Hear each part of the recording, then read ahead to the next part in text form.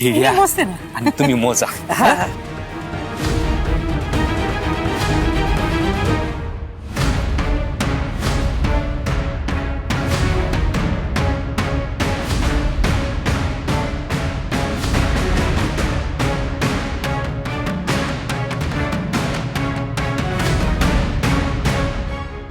बरं आम्ही ऐकलंय की तुम्ही माणसाच्या मेंदूवर ताबा मिळवणारा आणि त्यांना आपल्या तालावर नाचवणारा अर्क बनवतात. माझ्याबद्दल बरीच माहिती जमा केली तुम्ही. अहो विंजे सरकार आम्हाला सगळ्यांचं सगळं माहित असतं. बरं आमची एक रिक्वेस्ट आहे, आम्हाला बघायला मिळेल का तो? बघण्यासाठी आहे ना.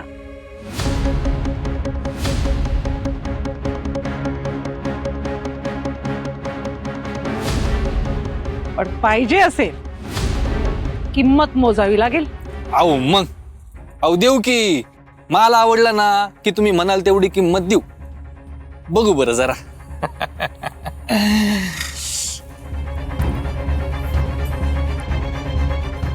नाही नाही नाही, नको नको. अर्काची परीक्षा नको. मागे हा अर्क आम्ही प्यायलो आणि डोक्यामध्ये नुसते मुंग्या फिरायला लागल्या होत्या. नकोच. काय मग विंजे सरकार, हा अर्क पाजून कोणाला स्वतःच्या तालावर नाचवायचंय?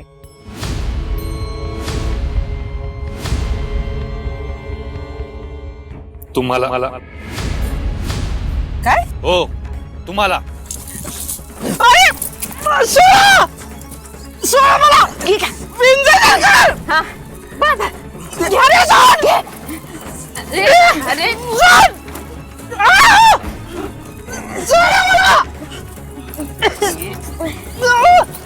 या विंजे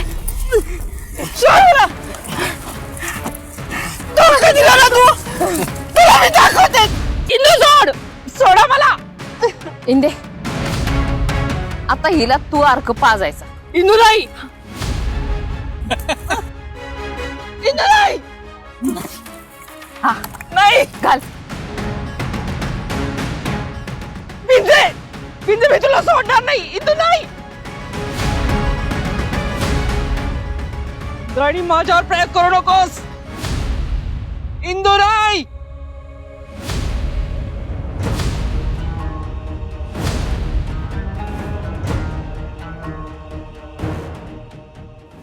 आता दे नाही, दे तिला तिचा तो अर्क दे.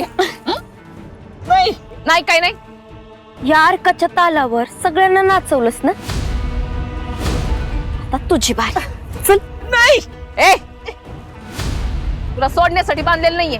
हा अर्क तुला घ्यायलाच लागल. बघ तेच बघ तुझ्या अर्काची कशी झाली ते. इंदू नाही.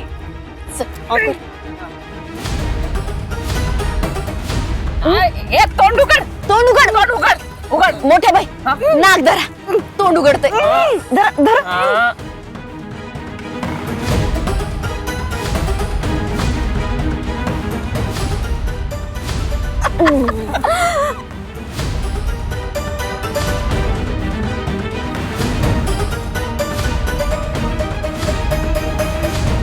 होतोय का ते अर्काचा असं? रत्ना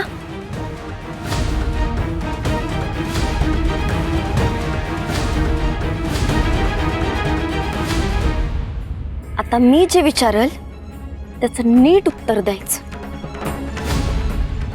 देशील ना? जावई बापू शूट करा. देशील ना उत्तर?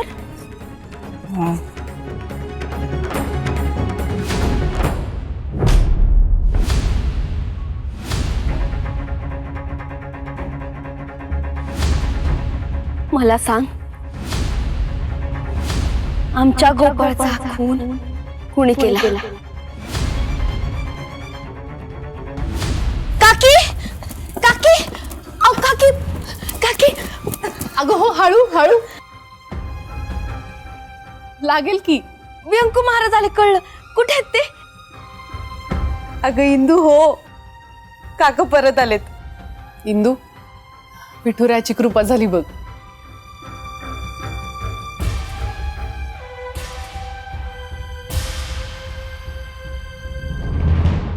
व्यंकू महाराजांना विठुरायाचं जाणं खूप लागलंय हो. ते तर आहेच ग, पण तू त्यांची लाडकी आहेस. तुझ्यावर ते चिडले रागवले याचा जास्त त्रास झालाय काकांना. पण माणूस आपल्या माणसावरच रागवतो ना. हो बरोबर आहे इंदू, पण त्यांनी जरा ते माझे गुरु आहेत. हा, मला वाईट वाटलं होतं जेव्हा श्रीकलेसाठी त्यांनी मला रागवलं, पण मायबापासारखी माया केली आहे त्यांनी माझ्यावर.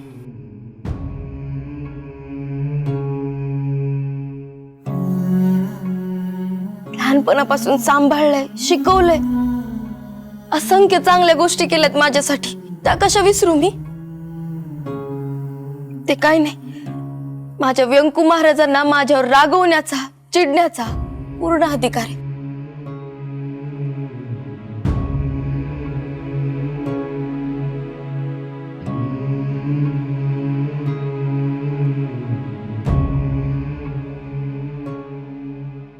अजूनही यांच्या मनातली खंत गेलेली दिसत नाहीये.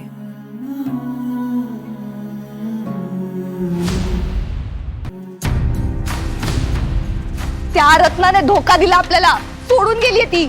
मग त्यात आश्चर्य काय? सारखा पैसा पैसा पैसा करत होती ती.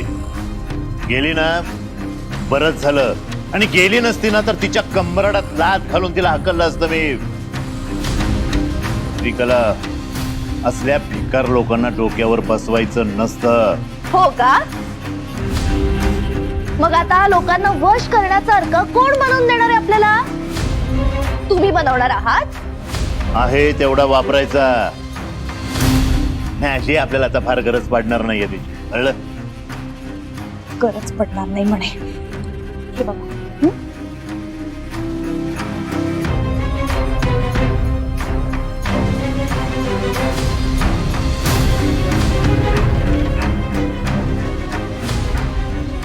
संपलाय अर्क. एक थेंब सुद्धा उरला नाहीये त्यात.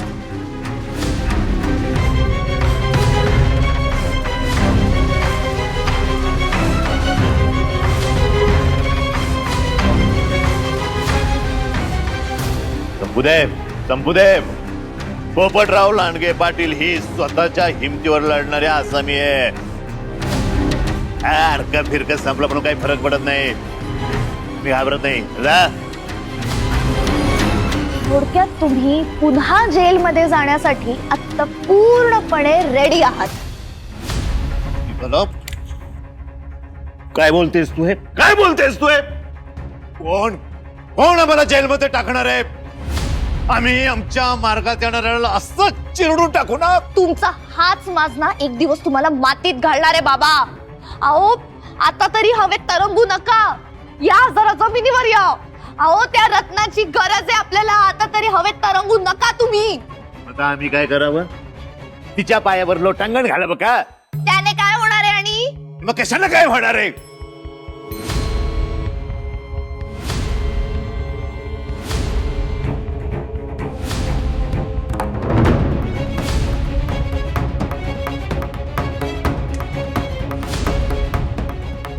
ह्यावर आता एकच मार्ग आहे.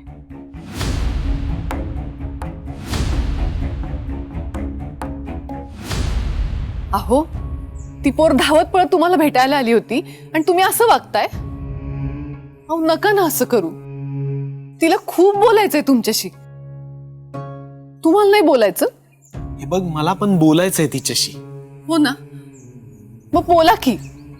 कोणत्या तोंडानं बोलू?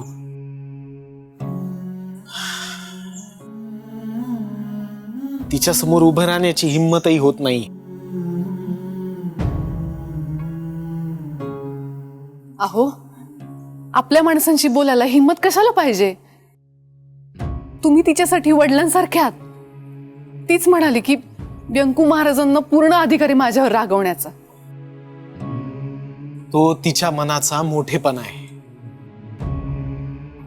तुम्ही ऐकणारच नाही आहात ना माझं? तुम्हाला नाही असं वाटत का की असं वागून तुम्ही तिच्यावर अन्याय करताय? आणि तुम्हीच जास्त वागलात तर त्या पोरीने काय करायचं? शकू, घाई करू नकोस तू. तुम्ही खूप ताणताय आता.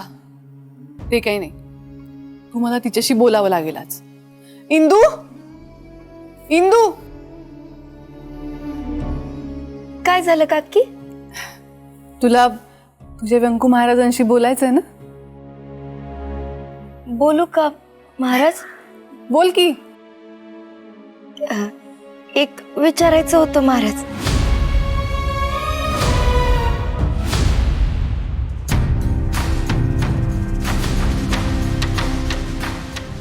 श्रीकला, अगं बोल ना, काय उपाय आहे तुझ्याकडे? त्या मंदिराला आग लावायची आपण. श्रीकला, तुला वेड लागला का? का?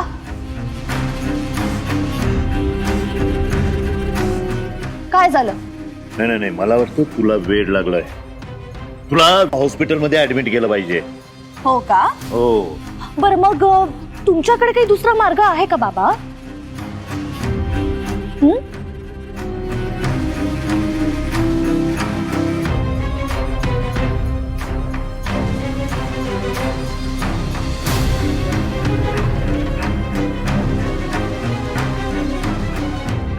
काय नाहीये ना उत्तर?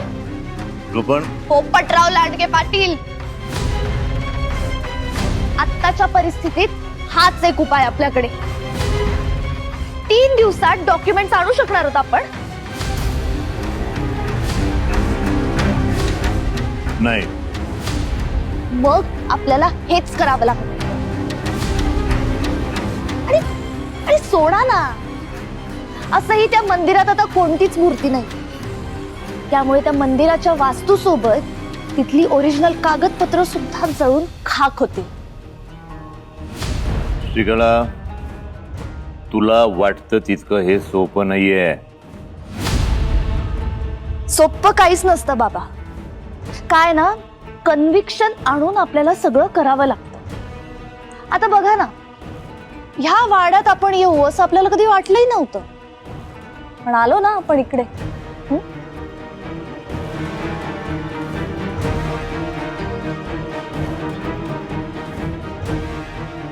मला हरायला आवडत नाही.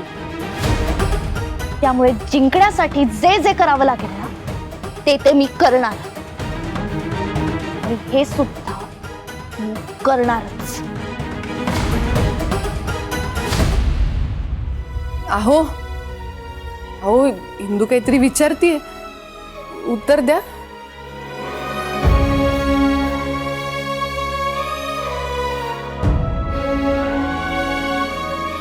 महाराज, दर एकादशीला आपण कीर्तन सेवा करतो.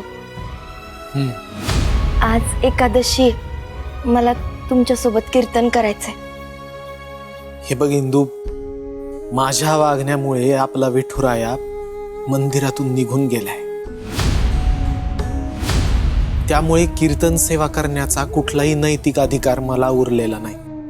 महाराज, अहो असं बोलू नका. कीर्तन सेवेचा तुमचा अधिकार कुणीच हिरावून घेऊ शकत नाही.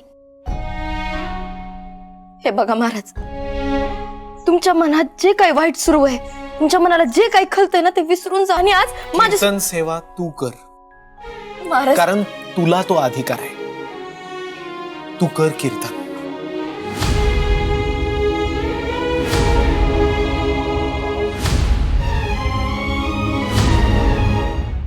ही हावरट रत्नी, हिला राहायला घर दिलं, हिला राहायला सगळंच दिलं, पैसे दिले, पण नाही, आमच्यावरच उलटली. नालायक कुठली. थांबा थांबा थांबा.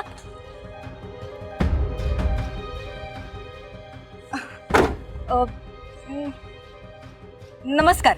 आम्हाला असं कळलंय की इकडच्या प्रसिद्ध विठ्ठल मंदिरातील विठुरायाचीच मूर्ती नाहीशी झाली.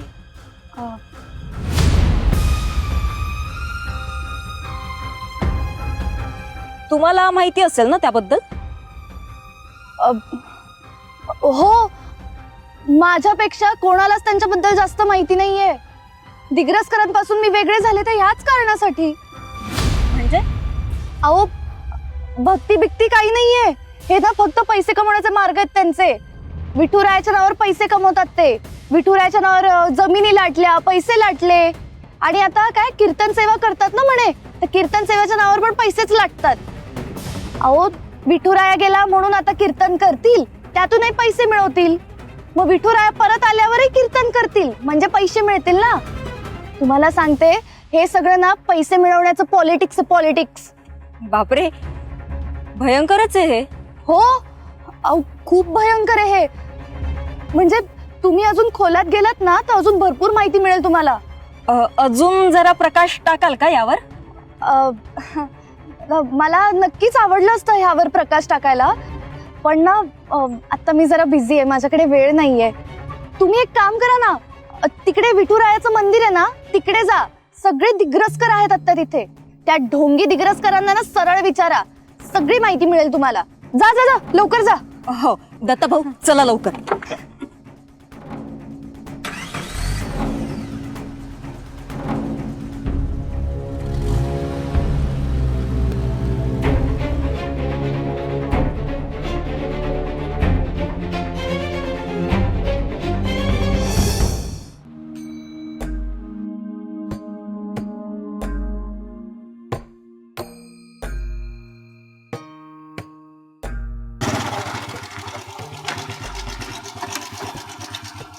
हो इंद्राणी देवी, काय सुरू आहे?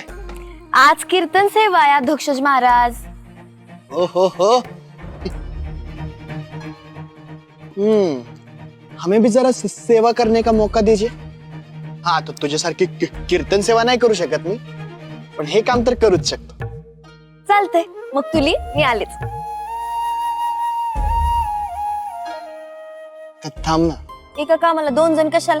शाळेचं काम करून घेते ना मी. लिही म्हणलं ना.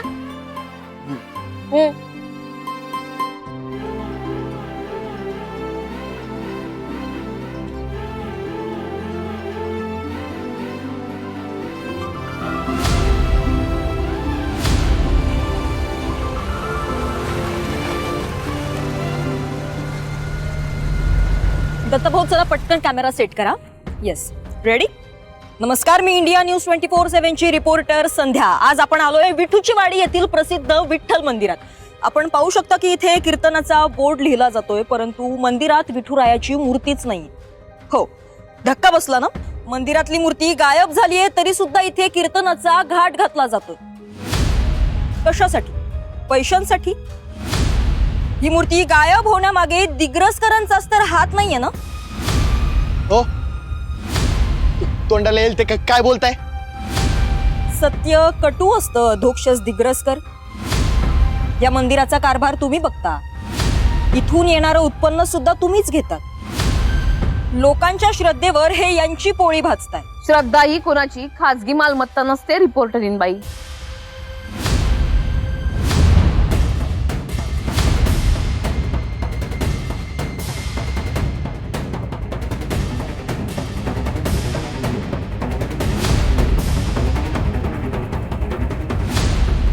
बरोबर आहे, हे मंदिर दिग्रसकरांचं आहे, पण दिग्रसकरांच्या मालकीचं नाही बर का. अखंड सेवेचं व्रत घेतलंय दिग्रसकरांनी. आमच्या 7 पिढ्यांनी त्यांचं आयुष्य विठुरायाच्या चरणी अर्पण केलंय. हा काय आमचा धंदा नाही, आमची जबाबदारी आहे, आमची परंपरा आहे. इथे येणारा प्रत्येक भक्त विठुरायाच्या चरणी आपला विश्वास अर्पण करतो. कधी फुलाच्या रूपात, कधी नारळाच्या रूपात, कधी त्याच्या डोळ्यात न येणाऱ्या अश्रूंच्या रूपात. आणि त्याच्यावरती मालकी असते ती फक्त विठुरायाची. कळलं? हे चांगलंच माहिती आहे आम्हा दिग्रसकरांना. पण आताच मी याबद्दल काहीतरी वेगळंच ऐकलं. ऐकलंस ना, ते तू तुझ्याजवळ ठेव. आणि आज माझ्या सुनेच्या कीर्तनाला ये. इथं सगळे हिशोब चोख मांडले जाते. तुला जर असं वाटलं की आमचं काही चुकतंय तर आम्ही त्याची जबाबदारी स्वीकारतो. पण तुझ्या या संशयाच्या वाऱ्यामध्ये आमच्या भक्तीचा दिवा नको विझायला. तुला प्रश्न पडलेत ना, पडू दे. आज त्या सगळ्याची उत्तरं तुला मिळतील. आणि येताना तुझा यो कॅमेरा पण घेऊन ये. पण आता इथं तुझा अर्धवट तमाशा नको. ये.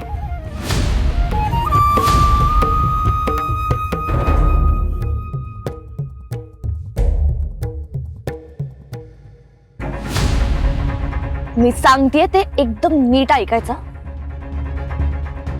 आज त्या मंदिरात एकादशीचं कीर्तन आहे. सगळीकडून कोणालाही सुगावा न लागता ते मंदिर पेटवून टाकायचं. सगळं काही जळून खाक झालं पाहिजे, कळलं? काय ताई, मंदिर पेटवायचं? पण हे जोखमीचं काम आहे. काम होईल पण डबल पैसे लागतील. मिळतील. पण ऍडव्हान्स मिळाला तर बरं होईल. आधी काम मग दाम. हे बघा, तुमच्यावर विश्वास आहे म्हणून हे इतकं मोठं काम देते मी तुम्हाला, कळलं? पण हे काम करताना जरा जरी चूक झाली ना किंवा काही घोटाळा झाला ना तर तुम्ही त्या आगीत जळून खाक व्हाल, कळलं? कळलं. जा, लागा कामाला.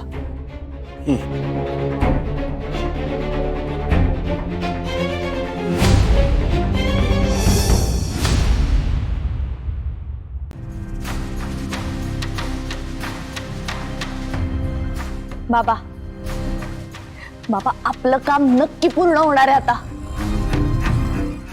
आधी संपूर्ण विश्वास बसायचा जेव्हा तू असं काही बोलायची. नाही बोलली तरी विश्वास बसायचा. पण हल्ली असं होत नाही. तुम्ही ऐकताय का मी काय म्हणतेय? दिग्रसकरांचा हा संपूर्ण वाडा, त्यांची जमीन ही आपल्या ताब्यात राहणार आहे, कळतंय का? आधी त्यांचे पेपर तर जळू दे.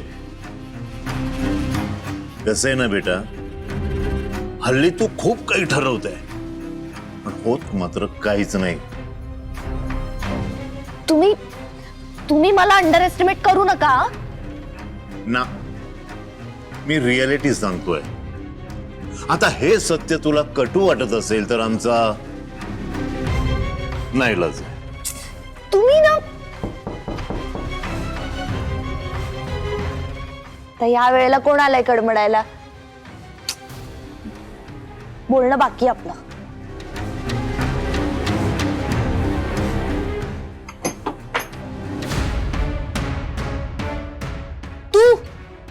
तू काय करतेस इथे? तुला घरातून बाहेर काढायला तर नक्की नाही आले बघ. ABCD सगळं येतं अगं मला. शिक्षिका आहे मी, घसा फाडून सांगायची गरज नाही. असो, तू आणि पोपटराव आम्हाला मंदिरातून बाहेर काढायला आला होतात ना? ते मंदिर आमच्या जमिनीवर उभं आहे, कळलं? सब भूमी गोपाल की. आम्हा दिग्रसकरांना वाटतं ते मंदिर विठुरायाच्या जागी उभं आहे. फालतूगिरी करू नको हा. तुला वाटतं ना की ते मंदिर तुझं आहे? हो, आहेच. तुला वाटतं म्हणून आमंत्रण द्यायला आली मी. कसलं आमंत्रण?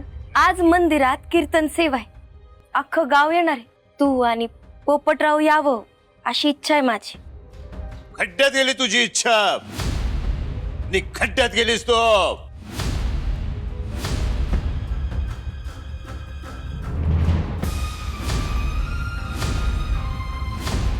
पोपटराव लांडगे पाटील आणि परिवार तुमच्या वाऱ्यालाही थांबणार नाही.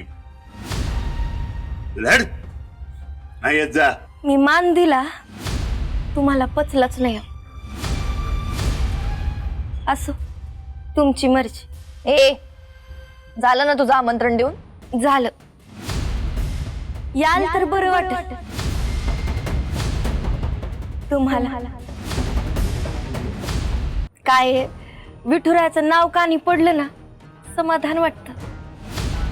तक तक जाते मागची. तू जास्त बोलू नकोस हा, नाही तर धक्के मारून हाकलून लावेन तुला. त्याची गरज नाही. मी आमंत्रण दिलंय, माझं काम झालं. नक्की या. येऊ आम्ही. आता जास्त बडबड करत बसशील ना इथे तर दात पाडी ना तुझे. जा चल.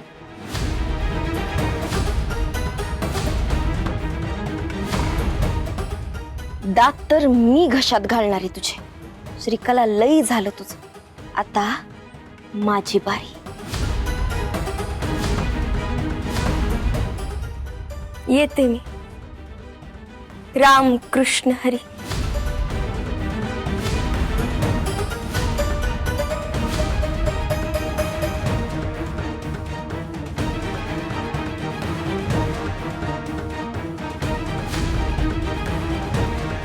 श्रीकलाप श्रीकलाप श्रीकलाप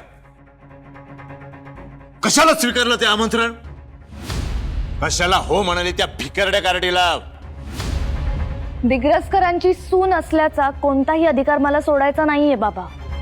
आणि गावात ना दिग्रसकरांबद्दल आजही खूप आदर आहे. आठवत आहे ना त्या दिवशी मंदिरात सगळे गावकरी आपल्या विरोधात कसे उभे राहिले होते ते? विसरू नका. नाही नाही नाही नाही, ती खदखद अजूनही मनातून जात नाहीये. नाही, बरोबरच आहे. आपल्या मनात राहिली तर काही हरकत नाही, पण गावकऱ्यांच्या मनात आपल्याबद्दल खदखद राहायला नको. एका वेळी एका शत्रूशीच डील करू शकतो आपण. अख्ख्या गावाला शत्रू बनवला ना तर आपल्याच लढाईत आपण हरून जाऊ. म्हणून का त्या कीर्तनाला जाऊन बसायचं? जावं तर लागणार आहे बाबा, कारण आपण जर कीर्तनाला गेलो नाही ना तर त्या मंदिराला आग लागण्यात आपलाच हात आहे असा गावकऱ्यांना संशय येईल ना. हात तर आहेच, आणि नुसतं हात नाही तर अख्खेच्या अख्खे हे पोपटराव लांडगे पाटील आणि त्यांची पोरगी येत्यात.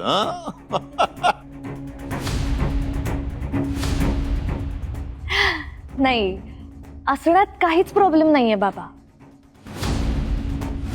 प्रॉब्लेम सापडण्यात आहे. जर गावकऱ्यांना आपल्यावर संशय आला ना तर गोत्यात येऊ शकतो आपण.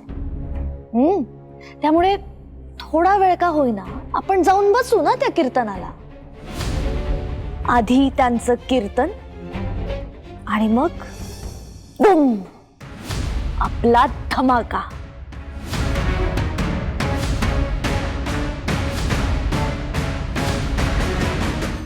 अहो आनंदाचीच गोष्ट आहे बाळंबठी.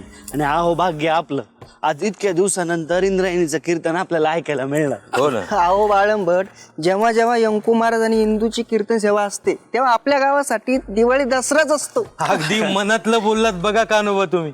अहो अमृतवाणी म्हणजे काय हे दोघांच्या कीर्तनात ना आपल्याला कळतं. होय, खरंय मास्तर.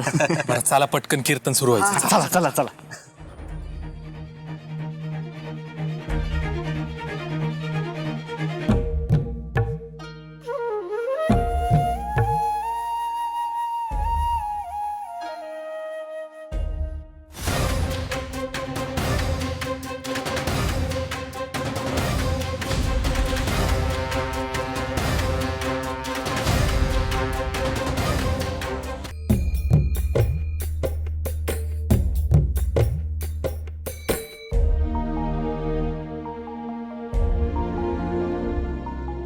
इंदू, आज काहीतरी विशेष वाटतंय. हा,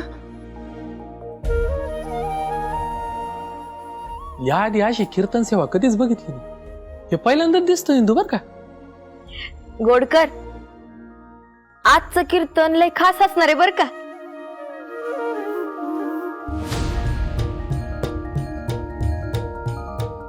बसून घ्या.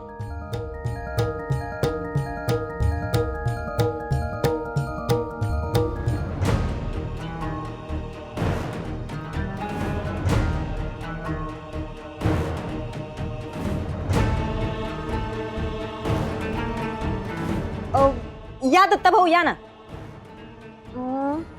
एक काम करा, तिकडून फ्रेम लावा म्हणजे सगळं छान कव्हर होईल. होय, इकडूनच लाव की म्हणजे चांगली दिसत. आणि मध्ये मध्ये मी पण आली पाहिजे बर का. हा,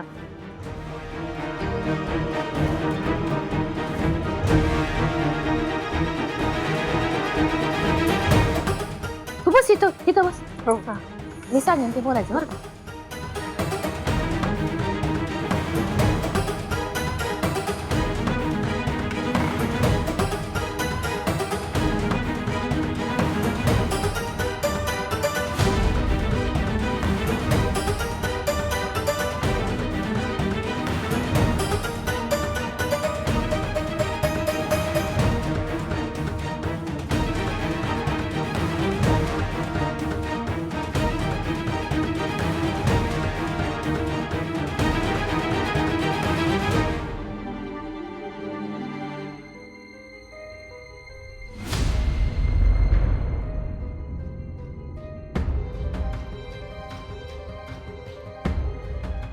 अय श्रीकला,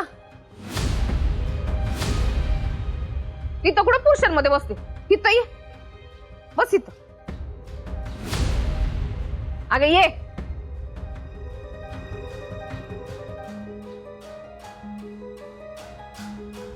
रामकृष्ण हरी माऊली.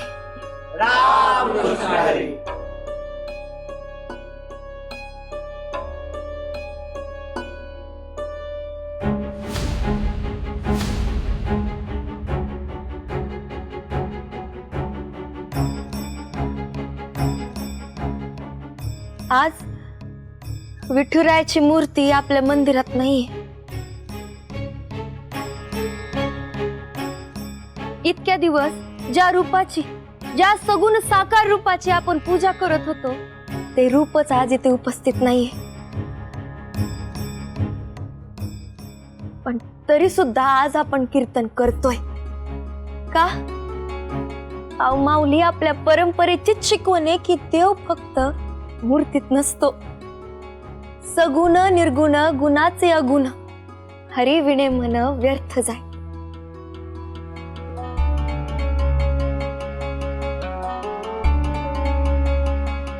हरिपाठ आपण लहानपणापासून करतोय. चला तर मग आज आपण विठुरायाचा गजर करूयात आणि त्याला परत बोलवूयात. आणि तो येणार बर का, कारण आज एकादशी आहे, स्वतःला विठुरायाशी जोडण्याचा दिवस. माऊली, आज इथं कीर्तन तर होणारच आहे, पण तुम्हाला प्रश्न पडला असेल ना की हा पांढरा पडदा मी तर का लावला या प्रोजेक्टर वरती, मी तुम्हाला काय दाखवणार आहे? पडलाय ना प्रश्न?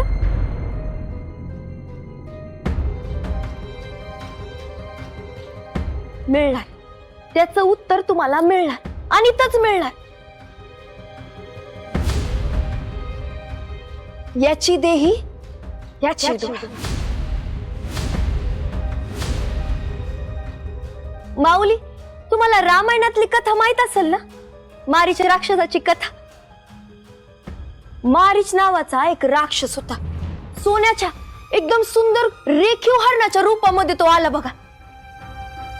सीतामाईने त्याला बघितलं आणि ते बघतच राहिलं की हो. वनवासात गेलेल्या साक्षात सीतामाईला सुद्धा त्या सुवर्ण मृगानं भुरळ घातली होती.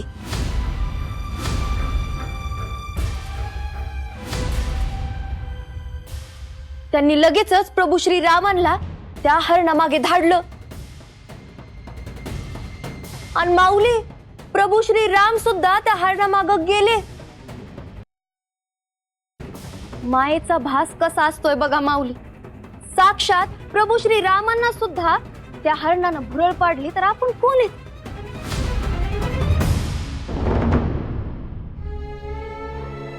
खोट कायम सौंदर्याची, चांगुलपणाची झूल पांघरून येत असतं माऊली.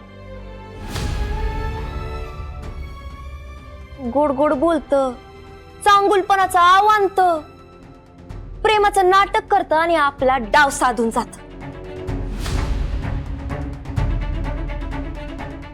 अहो माऊली, म्हणून संतांनी सांगितलंय की कानी जे पेरले डोळा ते उगवले. कोणत्याही गोष्टी बाबतीत आपण जे काही चांगलं वाईट ऐकतो, त्याच नजरेनं आपण सगळं जग बघतो. बघा माऊली, विषाला जर साखरेत मिसळलं तर ते ओळखता येत नाही. अहो तसंच असतंय मायेचं आणि खोटेपणाचं विष, ओळखताच येत नाही. पण ते सत्याला नष्ट करू शकतं का माऊली? तर नाही, ते फक्त झाकू शकतं. पण तरी सुद्धा आपण फसतो, कारण आपण दिसण्याला भुलतो माऊली. हे मी तुम्हाला का सांगते, कारण आपल्याला दिसतच नाही माऊली की आपल्या आजूबाजूला असे हजार मारीच राक्षस पसरलेले असतात.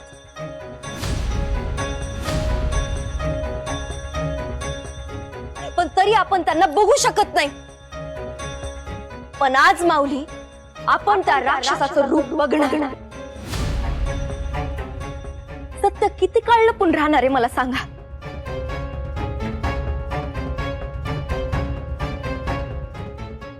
ते कधी ना कधी बाहेर येतं आणि आज ते बाहेर येणार. माऊली, या अभंगात संत एकनाथ महाराज आपल्याला काय सांगतायत? केले कर्म झाले त्याची भोग आले, उपजले मेले ऐसे किती. आपण जे कर्म करतो त्याच्यापासून पळता येत नाही माऊली. त्याचं फळ आपल्याला भोगावंच लागतं. माऊली ही शिशुपालाचे आता 100 अपराध झाले. आपल्यातला मारीच राक्षस कोण आहे, तो कसा दिसतो ते आपण ह्या पांढऱ्या पडद्यावर बघणार आहोत. कारण झालेल्या गुन्ह्याची शिक्षा गुन्हेगारालाही मिळालीच पाहिजे. सत्य सगळ्यांसमोर आलंच पाहिजे आणि आज ते येणारच. बोला पुंडलिक वरदे श्री ज्ञानदेव तुकाराम पंढरीनाथ महाराज की जय.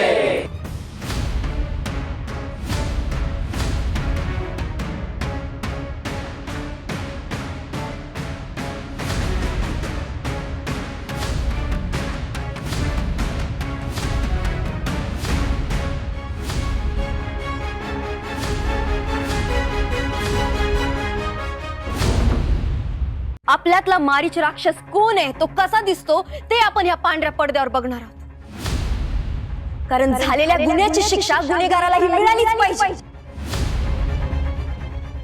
सत्य सगळ्यांसमोर आलंच पाहिजे आणि आज ते येणारच.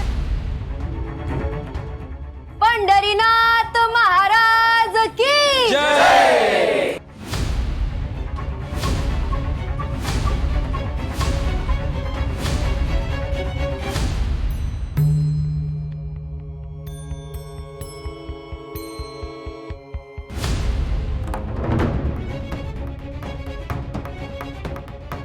मला सांग, कसं मारलं तुम्ही आमच्या गोपाळला? गोपाळला मी नाही मारला. गोपाळला मारायचंच नव्हतं, पण त्याने स्वतःहून ती वेळ आणली.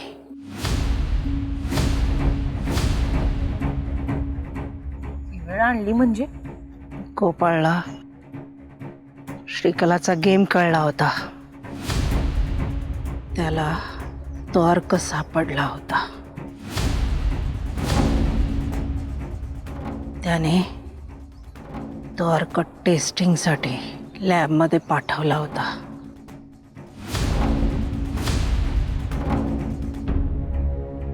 डॉक्टर साहेब आहेत का? बोला ना, काय काम होतं? ऍक्च्युली डॉक्टर साहेबांनी मला सकाळी चहाचे सॅम्पल्स दिले होते चेकिंगसाठी. हे प्रकरण जरा गंभीर दिसतंय.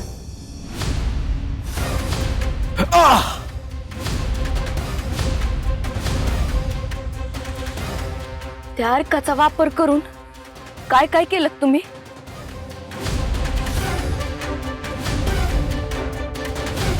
त्याच्याकडून श्रीकलाने बऱ्याच गोष्टी करून घेतल्या.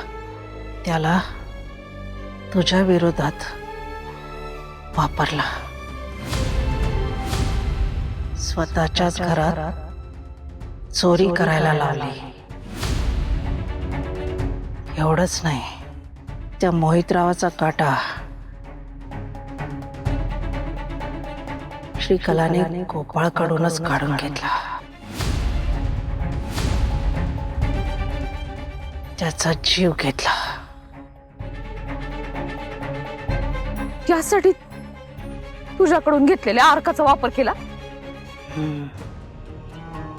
ते रसायन कमाल बनवलं ना मी. माणसाची बुद्धीच ताब्यात घेता येते त्याने. नाचवता येतं त्याला आपल्या तालावर.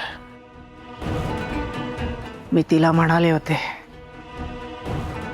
या अर्काचा अतिवापर करशील तर गोपाळ वेडा तरी होईल,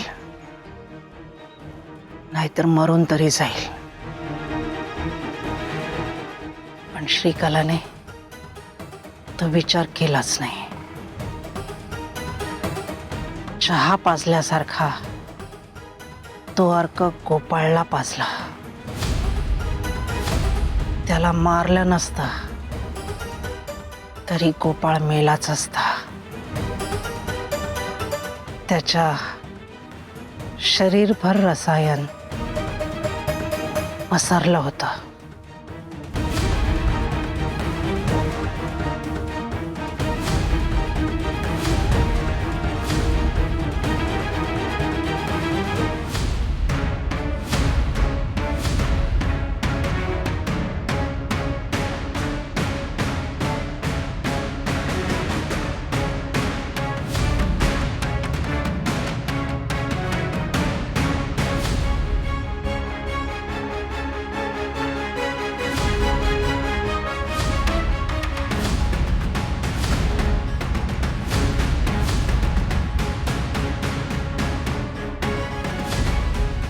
श्रीकले बस खाली, अजून बराच व्हिडिओ बाकी आहे.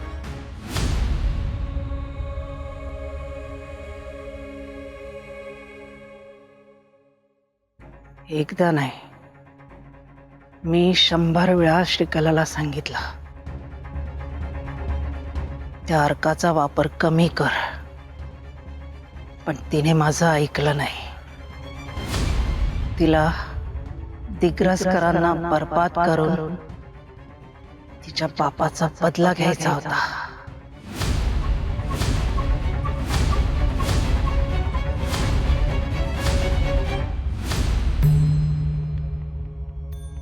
एक दिवस गोपाळने श्रीकलाची ती अर्काची बाटली मिळवली.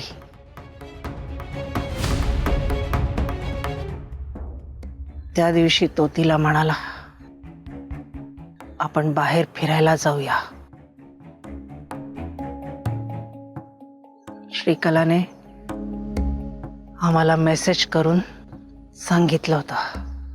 गोपाळने श्रीकलाला तो अर्क पाजला होता.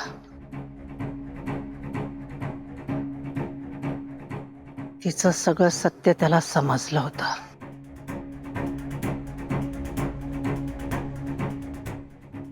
ते सत्य तो सगळ्यांसमोर उघड करणार होता.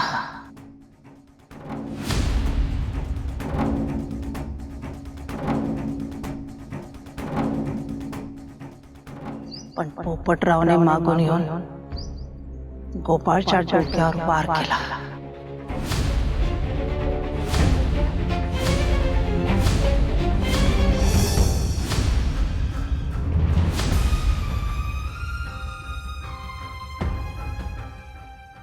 श्रीकलाच्या सांगण्यावरून गोपाळचा खून केला.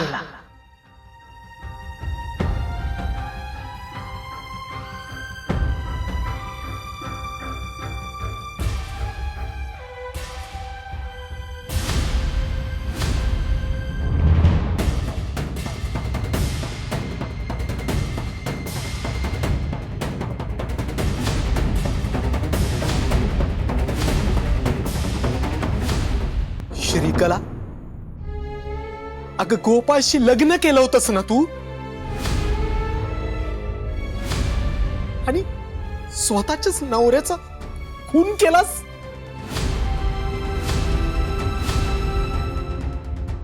अगं मुलीसारखं मानलं तुला, तुझ्यामुळे आमच्या इंदूवर नको नको ते आरोप केले, आम्ही संशय घेतला. मी तर नको नको ते बोलले तिला. पण तुला तुझ्या या वागण्याची शिक्षा मिळणार आहे. तुला नाही सोडणार मी. नाही सोड मला. मोठ्या बहीण, मोठ्या बहीण,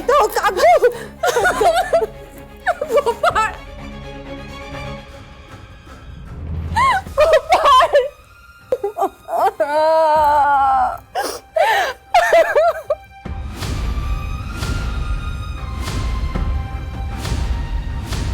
काका,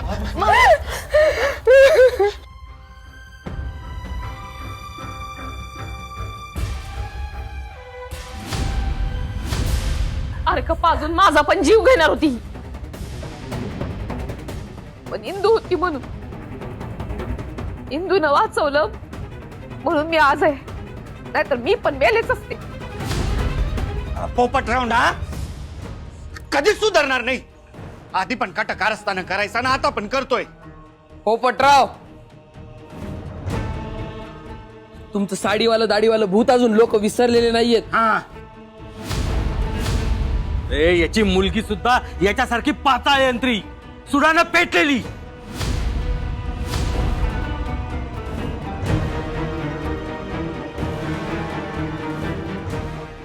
अशा लोकांना ना चांगलं सडकूनच काढलं पाहिजे. बरोबर, यांचे हातपाय तोडले पाहिजे.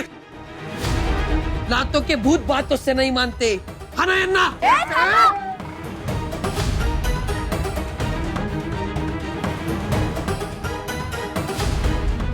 कुणी काही करणार नाही. अगं इंदू, पण असल्या लोकांना माफ करायचं नसतं. त्यांनी गोपाळचा खून केलाय. आपल्या चांगुलपणाला आपली कमजोरी समजतात. हे त्यांना ना धरून हाणला पाहिजे. अशा लोकांना चांगलं सणकूनच काढलं पाहिजे. हातपाय तोडले पाहिजे. बोलून काय होणार नाही, मारा यांना.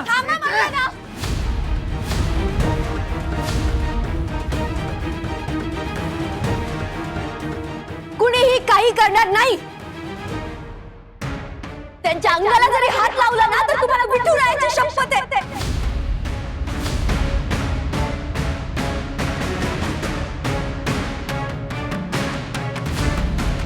कुणी काही करायचं नाही, त्यासाठी कायदा आहे.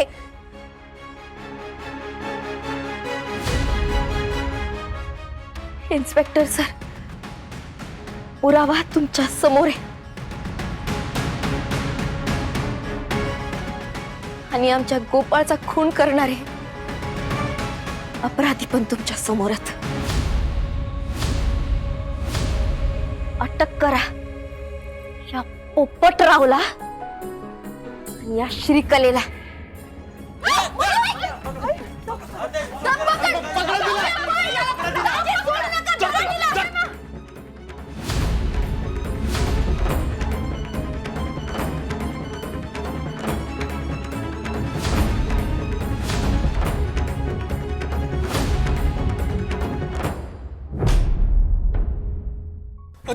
ती पळाली. श्रीकला पळाली. हो. जा तिच्या मागं, पकडा की तिला. बघा बघा काय माझं तोंड बघताय? बघा बघा जा पळा. हे बघा, शांत व्हा. कायद्यापासून कोणीही पळून जाऊ शकत नाही. या पोपटरावाला मी आत्ताच ताब्यात घेतोय आणि श्रीकलाही लवकरच सापडेल. नक्की सापडेल. हवालदार, ताब्यात घ्या त्यांना.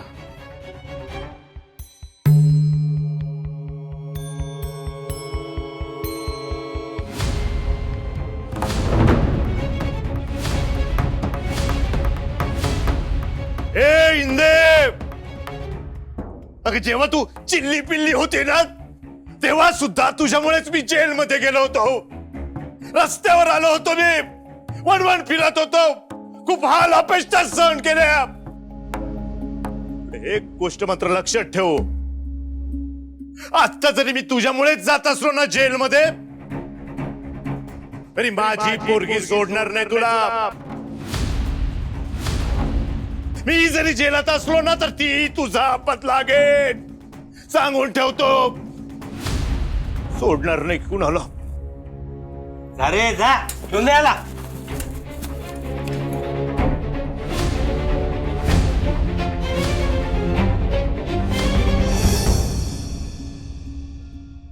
महाराज, आज तुमच्या शिष्येनं फार मोठं षडयंत्र उघड केलंय.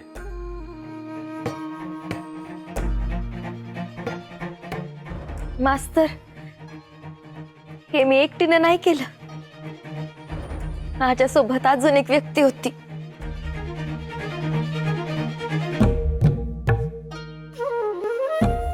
मोठ्या बाई त्या होत्या म्हणून मी करू शकले. ए बाय, तू उगीच तुझं श्रेय मला नको दे. मी काही नाही केलं. नाही मोठ्या बाई, तुम्ही दोघींनी खूप मोठं काम केलंय. आपल्या गोपाळला न्याय मिळवून दिलात. जंकू महाराज, आज तुमच्या शिष्येनं दाखवून दिलं की शेवटी विजय सत्याचाच होतो.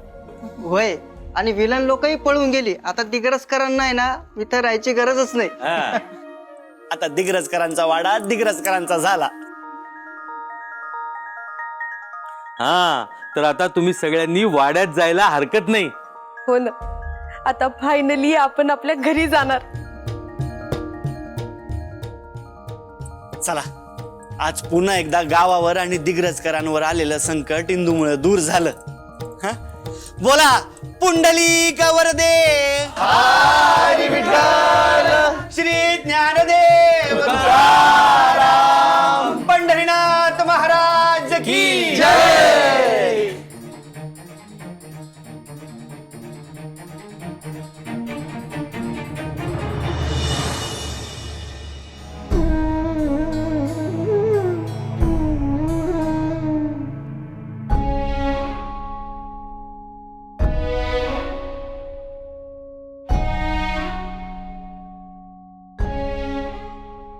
इंदू, बाळा, दिग्रसकरांच्या आयुष्यामध्ये ज्या ज्या काही चांगल्या घटना, चांगले प्रसंग घडलेत, ते सगळे तुझ्यामुळं घडलेत. तुझे आमच्या कुटुंबावर एवढे उपकार आहेत की आमच्या सगळ्यांच्या कातडीचे जोडे करून जरी तुझ्या पायात घातले तरी ते कमीच ठरेल. अगदी खरं बोलताय तुम्ही. इंदू, मला माफ कर ग. माझ्याकडून, यांच्याकडून, मोठ्या बहीणकडून, आम्हा सगळ्यांकडूनच तुझ्यावर खूप आरोप झालेत. मी तर खूप वेडवाकड वागली तुझ्याशी. तुला नको नको ते बोललीये, तुझ्यावर संशय घेतलाय. मला माफ कर, मी चुकले. उलट आमच्या सगळ्या चुका तू पोटात घातल्यास. सतत सतत आम्हाला माफ करत आलीस. तरी आमच्यावर प्रेम करत राहिलीस. आणि मी त्या जन्माचा सूड उगवलाय तुझ्यावर. माझ्या इतकं वाईट तर तुझ्याशी कोणीच वागलं नसेल. काय काय बोलले तुला, किती त्रास दिलाय. आपेशी कार्टी, माझ्या मुळावरती जन्माला आलीये, असं बोलून बोलून त्रास दिलाय तुला. आणि तू त्या सगळ्याकडे दुर्लक्ष करून दिग्रसकरांच्या घरासाठी उभी राहिलीस. प्रत्येक वेळेला दिग्रसकरांच्या घराची इब्रत वाचवलीस, घराण्याला पुढे नेलंयस. दिग्रसकरांच्या घराची खऱ्या अर्थानं रक्षण करती झालीयस तू.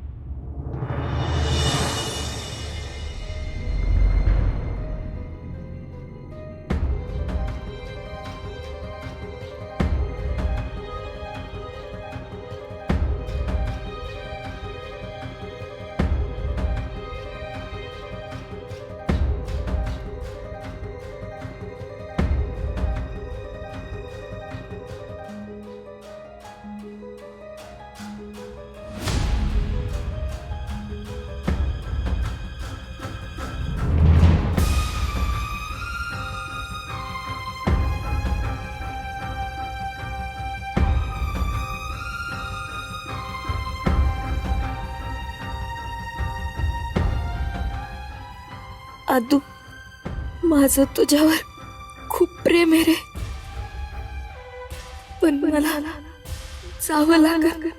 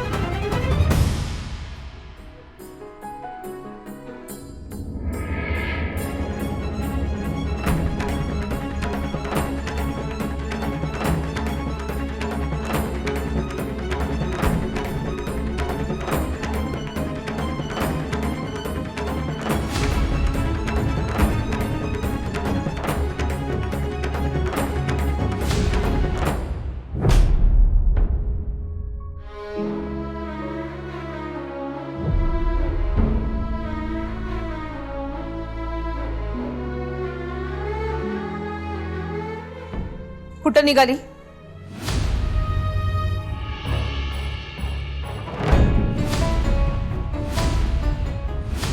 तुम्ही?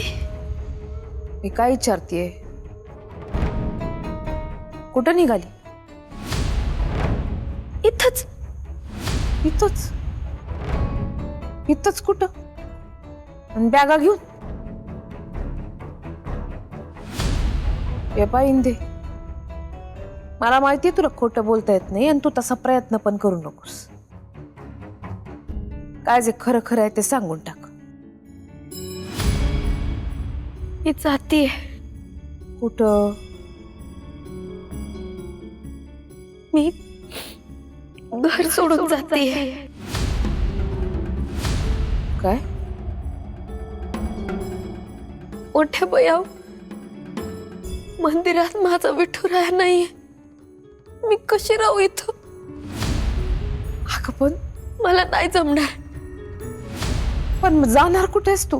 मला नाही माहित, पण विठुराया परत येईपर्यंत मी या घरात राहणार नाही हे निश्चित.